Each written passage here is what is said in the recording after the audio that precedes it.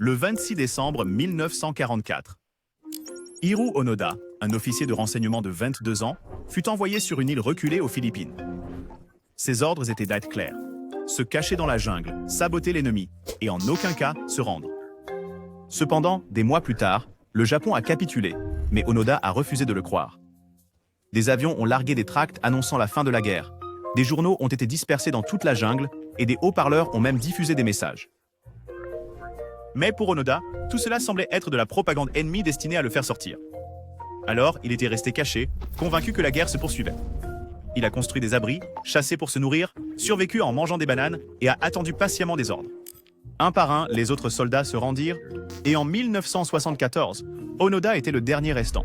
C'est alors qu'un jeune voyageur nommé Norio Suzuki partit le chercher et il le trouva. Mais Onoda refusait toujours de rentrer chez lui, pas sans ordre.